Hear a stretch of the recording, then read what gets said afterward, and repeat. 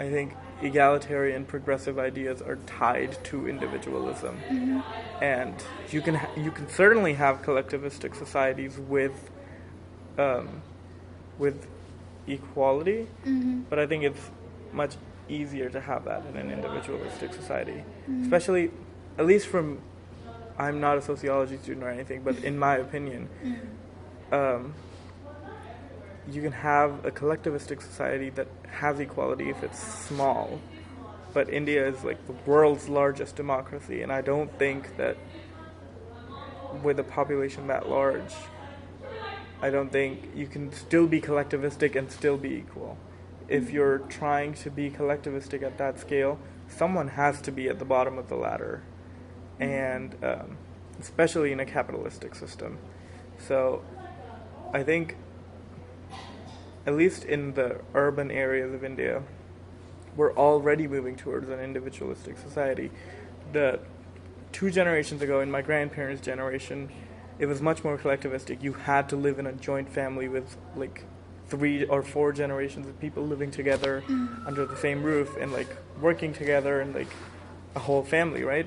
But just 2 generations later, in my generation, it's way more common for people to live in smaller nuclear families and like live individually.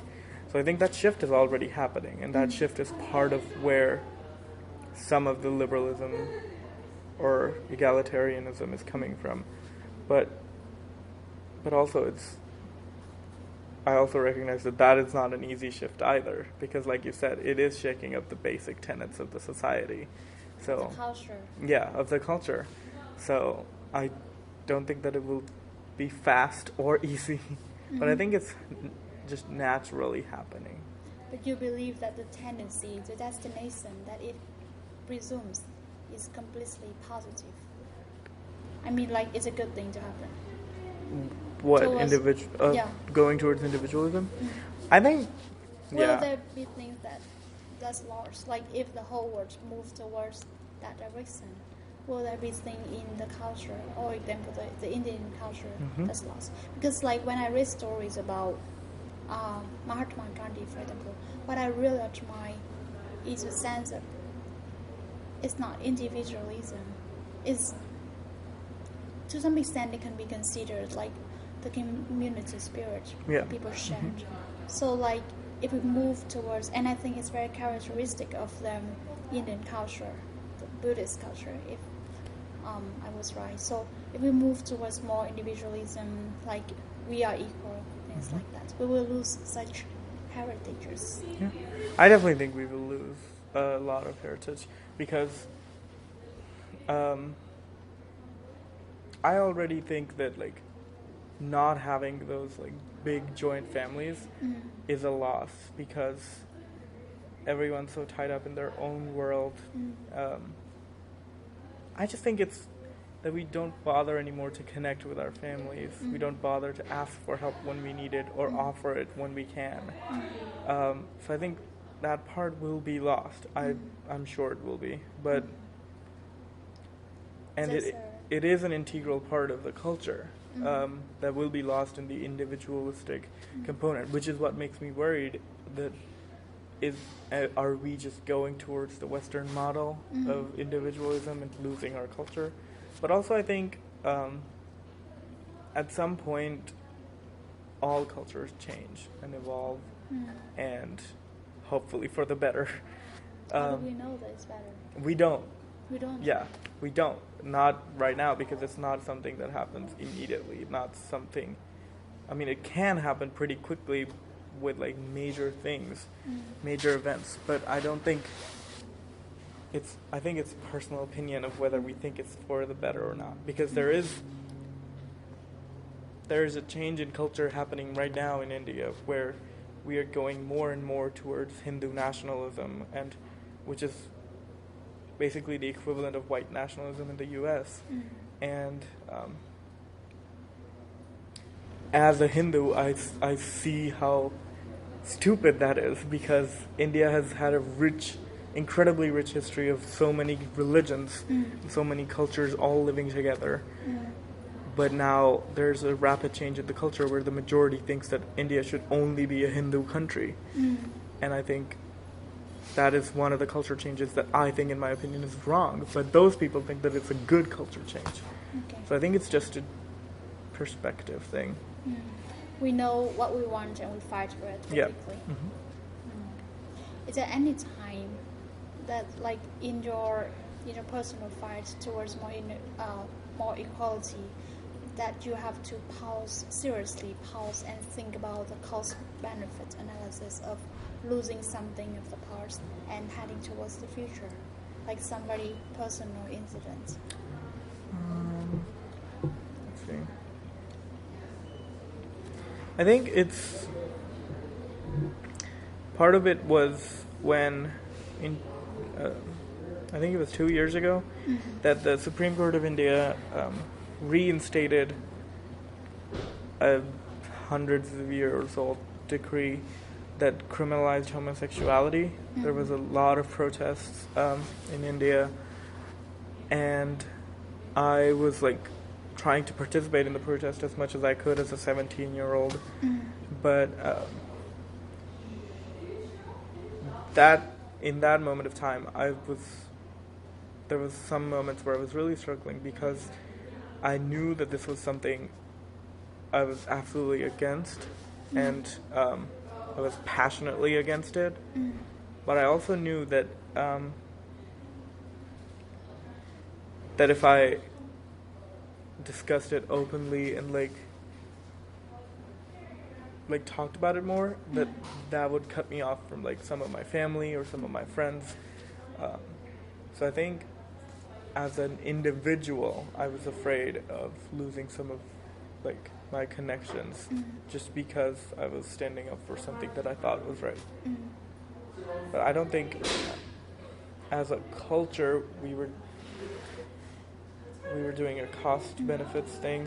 I think there's always like at least two sides to anything. So I think for other people, the cost of that was that gay people were illegal, but the benefit was that the traditional family was safe. Yeah. Whereas for me, it was that I was made to be illegal, whereas I don't know if there was a real benefit. Yeah. But yeah. Yeah, like for you, the hesitation is about the how, not about the what. Yeah. Okay. Then how did we deal with this? It's a story that started 2 years ago. And Yeah. I frankly did not deal with it much because because it was senior year of high school and I could not take any more of like that just emotional stress. But B, also because at that time I did not have all this information that I have now at Erlang of like how to make your voice heard or how to protest or how to organize. Since I did not have that information, I thought that I couldn't do anything, so then I just resigned to that fact. But yeah. How about after coming to Erlang and coming back? I think so. That issue is still on the table, but it's not as big of an issue now because, like people just move on.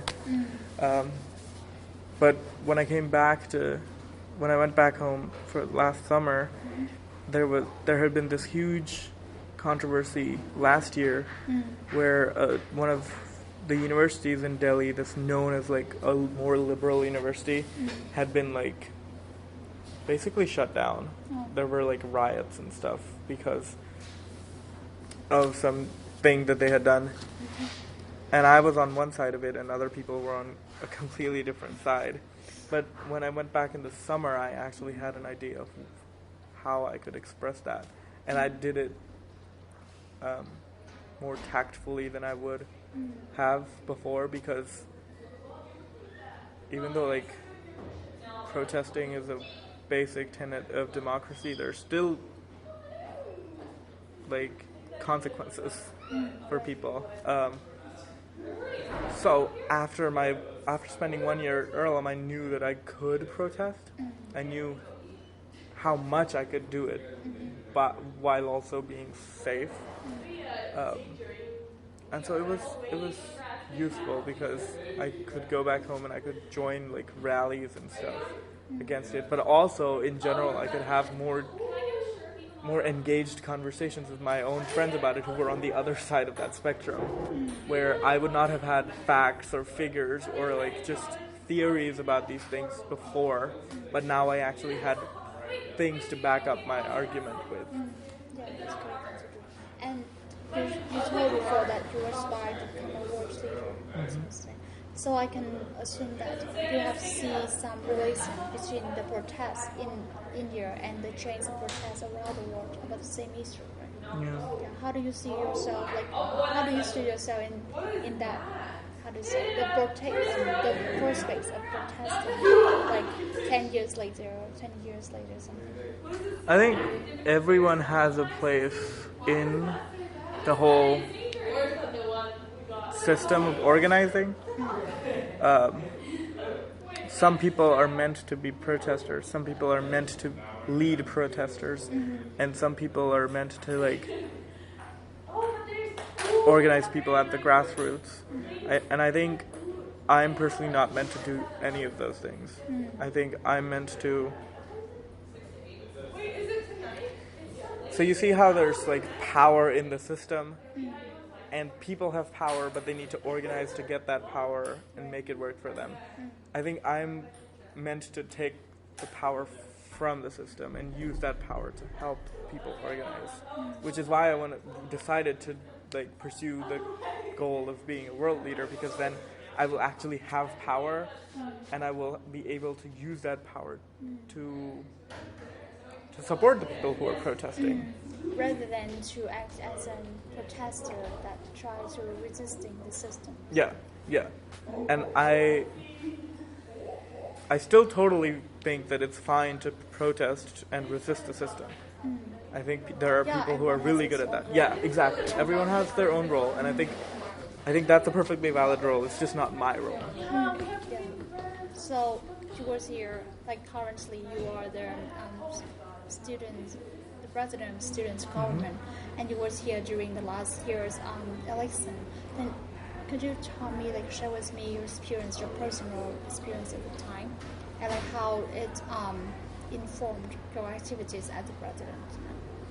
During the election? Yeah, the election. Which the election? The presidential election. U.S. presidential election? Yeah, U.S. presidential election. Yeah. So that was a stressful time for everyone on on most people. I'm not going to say everyone. Definitely. Yeah, most people on Earlham's campus. Especially because it created more of a divide. And the reason I don't say everyone is because I know there's a group on campus who was really satisfied with the election results. But that particular election widened that gap between those two groups. For me personally, it was interesting because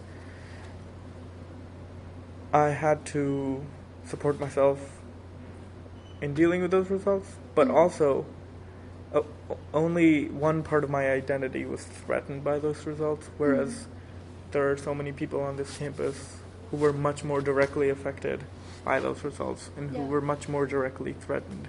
So I also had to use the privilege that I have to help those people and try to support them. There was nothing really that can be done in that moment except to try to provide emotional support in a moment like that, where basically the system has failed some people. But like when you talk about this threat to your identity, it is more about like your safety, or is it more about like the belief in an idea of democracy or liberalism that has been second?